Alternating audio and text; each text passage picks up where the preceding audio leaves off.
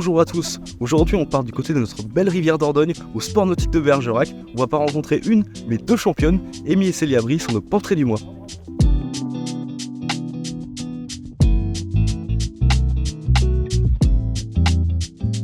Bon les filles, bonjour. Bonjour. C'est la fin de la saison outdoor, donc on s'est dit que c'était le meilleur moment pour faire un petit bilan de cette première année en junior où vous avez quand même excellé. Oui, exactement. J'aimerais que vous nous parliez un petit peu de ce que vous avez fait cette année. Pour le moment, l'année, elle a commencé...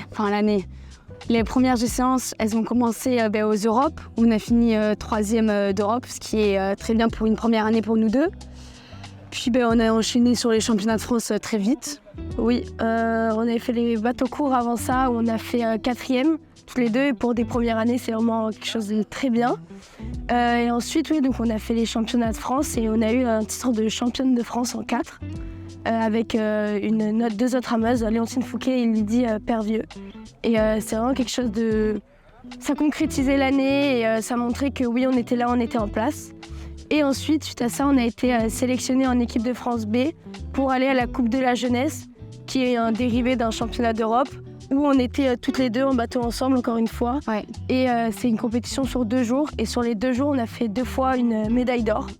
Donc 2 fois la Marseillaise et tout ça. On revient avec des étoiles plein les yeux, quoi, et c'était formidable. Dans la mesure où vous êtes jeune, vous avez 17 ans, vous êtes scolarisé, c'est quand même un profil un peu atypique par rapport aux gens que nous on rencontre d'habitude qui soit ont fait leur vie, soit se sont mis d'accord avec leur entreprise pour pouvoir travailler à côté. Vous, comment vous gérez ça, là, le fait d'être scolarisé à côté, et puis même la vie perso, parce que j'imagine que c'est pas une adolescence normale d'aller des gars à côté de la France tous les... Ouais. Déjà, grâce au lycée, on a un dispositif qui nous permet de finir un peu plus tôt les cours. C'est un emploi du temps aménagé que à peu près tous les rameurs peuvent avoir. On finit à 16h le lundi et le jeudi pour pouvoir venir s'entraîner et après avoir le temps de faire nos devoirs. Ensuite, c'est l'organisation pour les cours.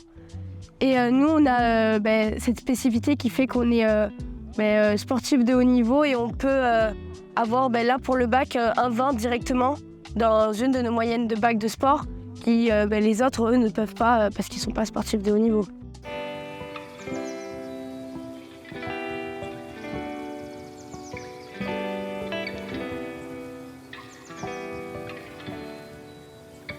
Il y a quand même quelque chose qui est atypique dans votre profil, ça on peut pas couper cette question-là, c'est impossible, c'est que vous êtes jumelles.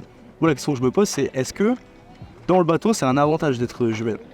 Ouais, je pense que c'est vraiment un avantage parce que on se comprend, tout ce qu'on fait on peut se comprendre, même on peut en parler avec toute franchise parce qu'on n'a pas peur de blesser l'autre comme c'est une coéquipière lambda. Nous vraiment on se comprend, on pense la même chose assez souvent, donc même des fois on n'a même pas besoin de parler. On fait les choses en même temps et voilà, on sait juste qu'on n'avait pas besoin de parler pour le faire. C'est vraiment un gros avantage contrairement aux autres. Et nos coachs, je pense, dès qu'on est arrivés, ils nous ont mis ensemble et ils ont vu que c'était un avantage. Et ils nous ont toujours dit, c'est un avantage, vous êtes jumelles, servez-vous-en. Ouais. Notre coach au début, il avait fait pour la blague, dire allez, on met les 2 jumelles ensemble, mais sauf que ça marche. Ouais, c'est sûr que ça marche. Là, on est au sport nautique de Bergerac, c'est votre club depuis toujours. Ça a été un grand club, c'était le club numéro 1 dans les années 90, donc il y a moins de 30 ans. C'est toujours le club de première division. Est-ce que cet environnement, ça vous a beaucoup influencé dans votre formation? J'entends par là que dans l'encadrement, il y a des gens qui ont été aux Jeux Olympiques, qui ont une forte expérience. Je ne sais pas si vous l'avez ressenti. Si, franchement, je pense qu'on l'a ressenti. Inconsciemment, on l'a ressenti, mais aussi le fait d'être avec des personnes compétentes qui savent approcher les jeunes et qui savent nous dire ce qu'il faut et nous apprendre correctement, ça aide beaucoup, mais ils ne nous lâchent pas, les coachs. Ils veulent qu'on réussisse et ils nous aident à réussir, quoi. Mais à court terme, il reste quand même cette dernière année de junior, cette 2e année de junior. L'année dernière, vous avez tout défoncé, même jusqu'à la catégorie U23 qui est haute. Normalement, l'année prochaine, ça devrait être super pour vous, là. Ouais, l'année prochaine, en fait, c'est l'accomplissement de toutes nos années. La prochaine, c'est le but extrême, c'est le but final. On vise toutes les médailles d'or.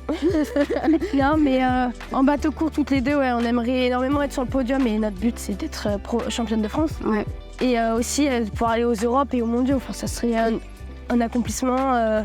la fin d'une époque, ce serait vraiment le but. Voilà, exactement. Merci les filles, on va vous laisser aller vous entraîner quand même, parce que c'est ça, champion. Et puis on se retrouve dès avril prochain à peu près pour les premières régates. Oui, merci beaucoup à vous. Oui, merci de nous avoir interviewés. Merci beaucoup.